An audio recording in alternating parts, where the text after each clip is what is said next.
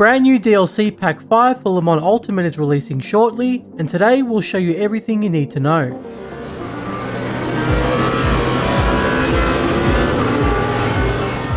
Now there's a lot to cover here, so we'll start by looking at the new DLC, including the new cars and track. Then we'll talk about the new and improved GT3 tyre model, followed by the new teams and custom liveries features and how to use them. And then finally we'll go over some of the changes to the hypercar class and the new fuel consumption screen. Now we're also giving away a copy of the brand new DLC Pack 5 to one of you, more info on that at the end of the video.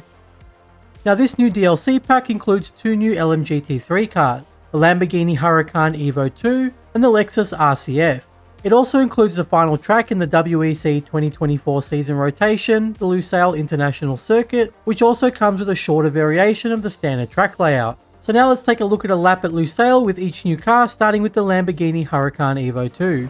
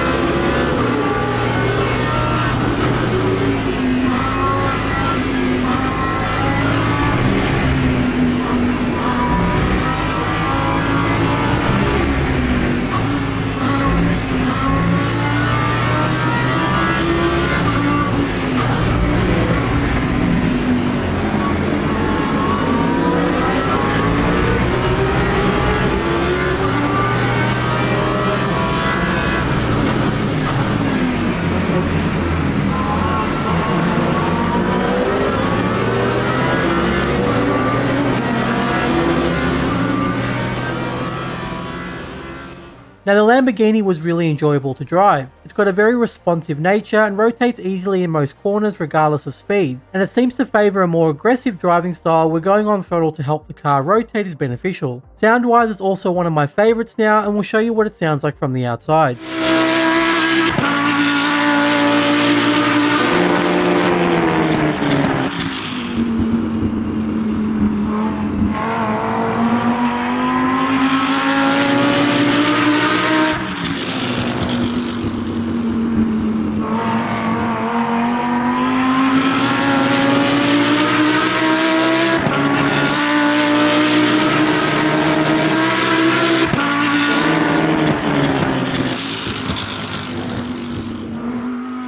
Now let's take a look at the Lexus RCF on the new short variation of the Lusail circuit.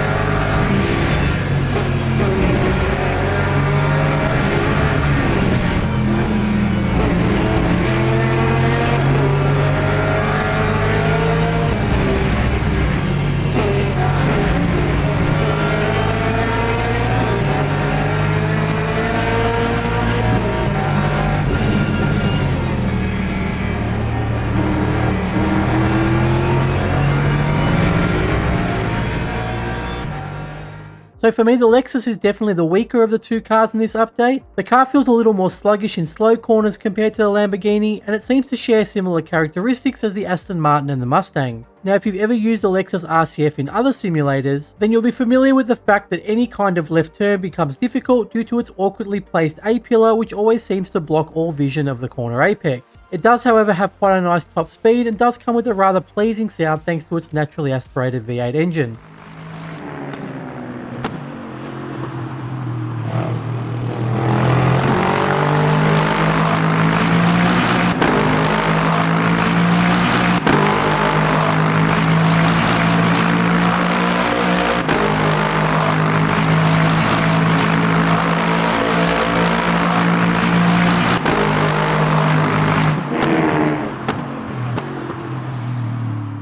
Now for the Lusail circuit itself, this was my first time driving on it, and I found it to be one of those tracks that offers a fun driving experience but a rather frustrating racing experience. I'd compare it to something like the Valencia circuit without the elevation changes, and the final sector can be really fun once you get the confidence to take those final 4 corners in 4th gear. Your qualifying position is definitely going to be important on this one though, as overtaking opportunities can be scarce due to how tight the lines are in most of the corners in sectors 2 and 3. Overall, the 2 new cars add a nice additional flavour to the current selection of GT3 cars, and the addition of the Lusail circuit now completes the full roster of tracks and cars for the 2024 WEC season, making it well worth the $12.99 price tag.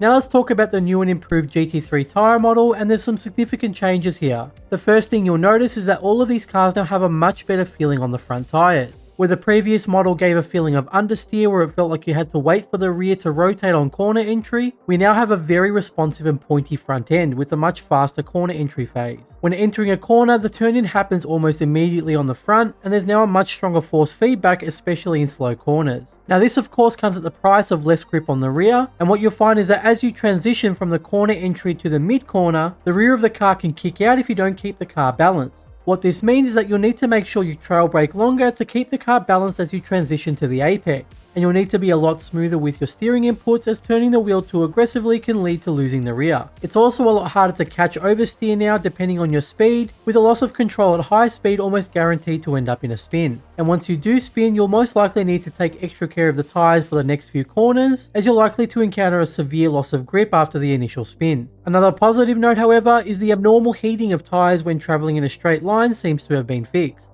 Overall though, these are really good changes, with an emphasis on smoother driving and inputs, and you'll find that sliding into corner entry is no longer the optimal way to drive these cars. The highlight for me, however, was the improved force feedback, especially at lower speeds, and I felt like I had a good understanding of what was happening with the tyres at all times. It also seems like that grainy feeling in the force feedback, also known as interpolation, has been reduced, and the GT3 car's force feedback feels a lot smoother. Now you probably will find the new tyre model difficult at first, but once you get used to being smoother with your inputs and trail braking a little longer, you should get used to it fairly quickly. Now the new update includes the introduction of team endurance events via the special events tab, and we'll take a look at the new teams function and how to create and manage your own team. So on the home screen, we start by clicking the new drop down menu in the top right of the screen and select teams. You'll then be brought to the new teams interface, where you can see all of your teams, including the ones you've created as well as any that you've been invited to. Creating a team is fairly simple, and we start by clicking the blank team card on the far left. Enter your desired team name as well as what country it'll be representing. We can then upload our own custom team logo images as well as a custom background for our team's UI interface. Then finally choose 3 custom car numbers in the case that another car on the grid shares the same first choice number as your car. You'll then be taken to the team's overview page, which shows a brief overview of your team as well as some basic performance statistics. The next step is to invite some teammates, and to do this we click on the members tab, then invite new team member. The game then loads your Steam's friend list and includes anyone on that list that owns Le Mans Ultimate, and we invite them simply by checking the box next to their names and then clicking invite selected. Now remember that to invite a player to your team, you must have them added as a friend on the Steam platform first. Once you've invited some teammates, you'll be able to set their roles within the team, and there's 4 roles in total. Members with the driver role can join a team race and participate in the race as well as spectate it. The engineer role allows players to spectate events and control the pit stop requests and actions on behalf of the current driver. Keep in mind though that the driver is still able to do this themselves. The manager role gives a player the ability to register the team for events, as well as manage the team roster by adding or removing members. And then finally, the team owner role gives the player the ability to perform all of the other roles mentioned, as well as edit the team's name and logo. Keep in mind that only one team member can have the owner role. Now this kind of system obviously benefits a lot of professional teams, giving them the ability to have a more focused and organized hierarchy within the team. But for the average player like you and me, your team will probably look like this, where one member has the team owner role, and the other members have all of the other 3 roles so that they can perform all functions. Now let's cover driver lineups, and these are what you'll use specifically to enter into events. You must have at least one driver lineup created, and when entering into a team event, you need to sign up with a specific lineup, and during the race, only the drivers in that lineup will have access to the race server. Now when selecting a driver lineup, you'll see an overview of all the members within that lineup, as well as their roles and basic statistics. You'll also have access to a more detailed screen, which showcases the race performance results of that particular lineup, which is similar to the information in your own player profile. Creating a new driver lineup is simple, and we start by clicking the Create New Lineup button. We then select the name for the lineup, and then add members of the team to the lineup as well as select their roles. Now finally, it's important to note that currently team races can only be done via the Special Events tab in the online section, and they are currently not available for hosted lobbies. The team, however, are working towards enabling team races for hosted lobbies in the near future. Now let's take a look at the new livery system, which allows us to upload our own custom liveries for specific cars into the game to be used in online events. It's important to note here that currently custom liveries are connected to your own teams, so you must create a team first before attempting to upload any liveries. Now when it comes to making the custom livery itself, this cannot be done in-game and needs to be done in some kind of visual editing software such as Photoshop or GIMP. However, to make things easier, there are pre-made templates of every car in the game, and we can find these in our Le Mans Ultimate game folder by going to Support, then Livery Templates. Now the actual process of how to go about making these liveries is described in this tutorial article, which we'll link in the description for you, and once you're done creating your livery, you should have the files named Custom Skin and Custom Skin Region. Now that we're ready to upload our livery, we start by copying these 2 files, then going back to our Le Mans Ultimate folder to user data, then liveries, and then paste the files in here. We then head back into the game and click on the drop down menu in the top right, then click liveries. We then use the drop down menu to select the team that this livery belongs to, and then click create new car. Then we select the car that we made this livery for, which then takes us to a loading screen for the car showroom. Then once we're in the showroom, our car with its custom livery should automatically appear as long as we pasted the 2 livery files into the folder beforehand. If you didn't paste those files first, that's fine, and you can paste them into the liveries folder now and then click the reload button in the bottom right. Now we also have some options in the material settings tab, which allows us to customize the aspects of the livery's material finish as well as its flake color. Finally, once you're happy with your livery, simply click upload to send your livery to the game's online livery server, pending some processing time. Important to note here is that custom liveries are currently only able to be used in online events and cannot be used in single player races at the moment.